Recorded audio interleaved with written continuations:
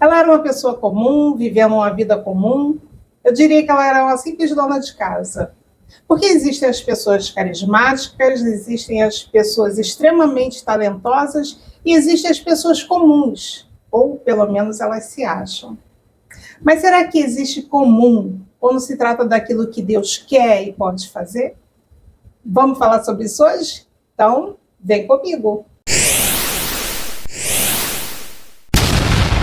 Olá, eu sou a pastora Kátia Alencar e aqui tratamos de crescimento espiritual usando a Bíblia como resposta.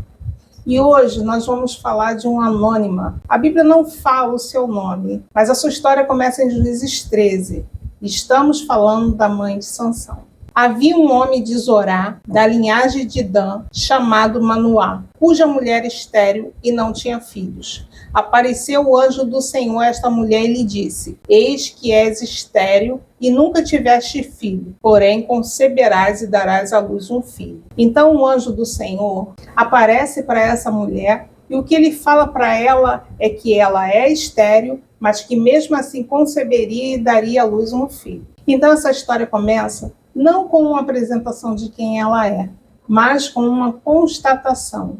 A constatação de uma impossibilidade. E aqui vemos a primeira indicação de que Deus transforma pessoas comuns. Ele transforma impossibilidades em possibilidades. Quantas vezes olhamos para as nossas vidas e vemos apenas impossibilidades? São dificuldades emocionais, complexos que possuímos, ou uma visão limitada de nós mesmos, ou relacionais. Temos dificuldades de estabelecer relacionamentos e achamos que as pessoas não gostam de nós, ou até mesmo financeiras. É uma luta constante, um poço sem fundo, um emperramento sem fim que a gente não consegue entender os porquês. Mas então o Senhor surge em nossas vidas e nos dá as diretrizes do que devemos fazer. E foi isso que ele fez. Ele apareceu para essa mulher e deu para ela as diretrizes que ela deveria seguir. Agora, pois, guarda-te. Não bebas vinho ou bebida forte, nem comas coisa imunda, porquanto o menino será nazireu, consagrado a Deus,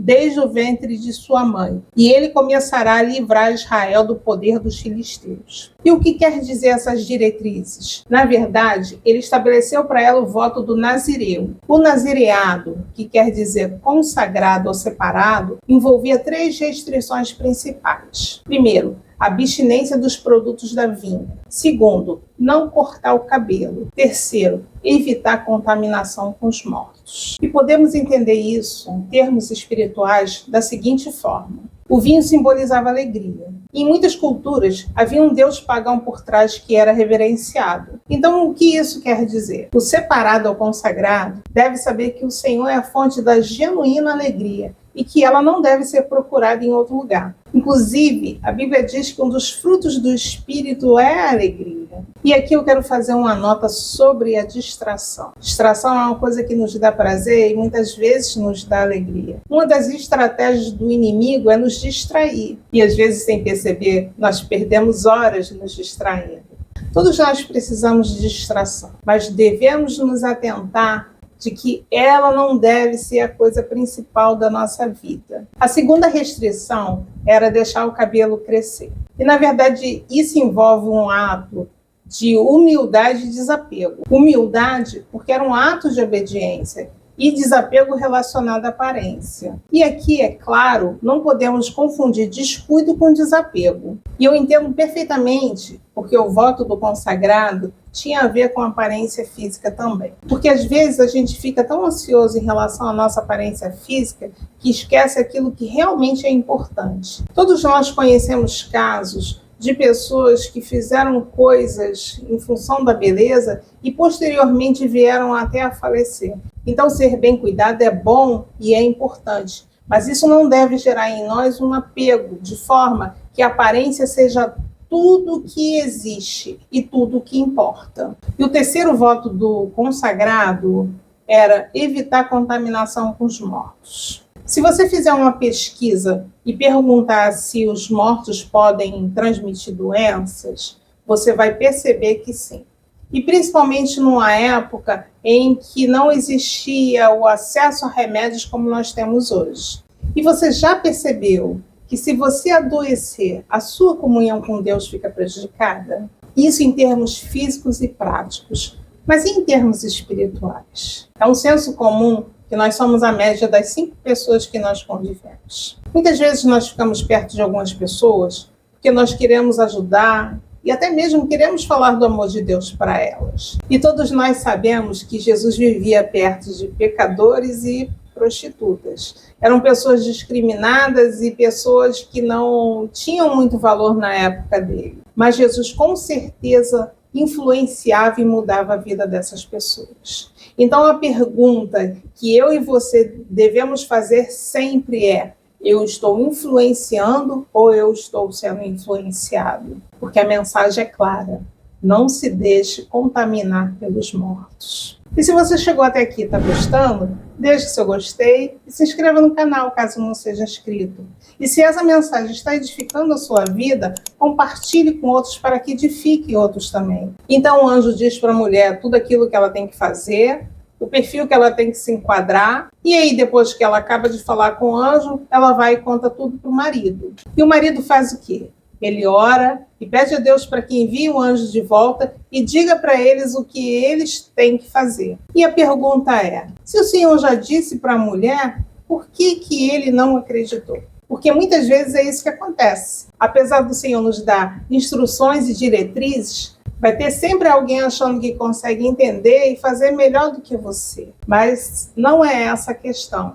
A questão é aquilo que Deus determinou para a sua vida e o quanto você está disposto a obedecer. E após o marido orar, o que acontece? O anjo aparece de novo, mas aparece para a mulher e aparece quando ela está sozinha.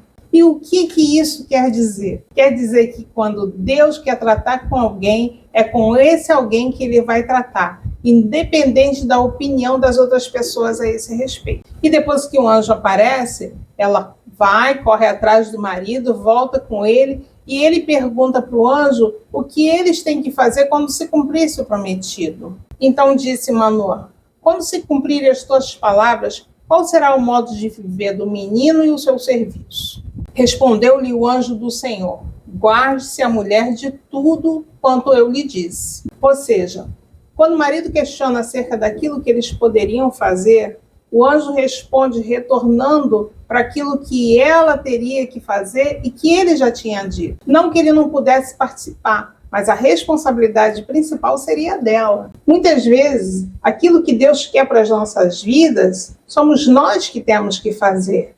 O outro pode até contribuir, mas a responsabilidade principal é nossa. Independente de qualquer conceito que o marido tivesse acerca dela, ou que ela tivesse acerca de si mesma, foi com ela que o Senhor falou. E a mensagem foi muito clara: para gerar, você precisa se separar e se santificar. E em termos espirituais, para gerar, é preciso tirar de nossas vidas aquilo que o Senhor disser que temos que tirar. Então, nessa interação de Manoá, que era o marido, com o anjo, ele lhe oferece alimento, lhe pergunta o nome dele, e no final dessa interação, o anjo sobe aos céus através do fogo e da fumaça do sacrifício que eles tinham oferecido. Então, eles constataram que era realmente um anjo. E ao constatar isso, Manoá sentiu medo. Então disse à mulher: nós vamos morrer porque vimos Deus. Porém ela respondeu: se o Senhor nos quisesse matar, não teria aceitado nossas ofertas. Ele não nos teria mostrado tudo isso, nem falado todas essas coisas. E aqui ela nos ensina uma grande lição. Ela combateu o medo demonstrando o conhecimento acerca do Senhor. E mais, ela não se deixou contaminar por causa do medo dele. Porque o medo geralmente tem o poder de contaminar. Mas quando nós conhecemos acerca do Senhor, isso serve de proteção para as nossas vidas. E no final vemos que ela deu à luz, deu a ele o nome de Sansão, e ele veio a ser um livrador de Israel. Não um livrador comum, mas um livrador extraordinário. Ou seja, o propósito da vida dessa mulher foi gerar. E esse é o propósito de todos nós. Às vezes a vida parece comum, rotineira e cheia de impossibilidades. Aí vem o Senhor e nos capacita a gerar vida, libertação e conhecimento acerca dele. E a vida que parecia comum se torna uma geradora de coisas extraordinárias. E é isso que o Senhor faz. E no final eu te convido. Medite bem nessas coisas. Tchau, fica com Deus, até a próxima.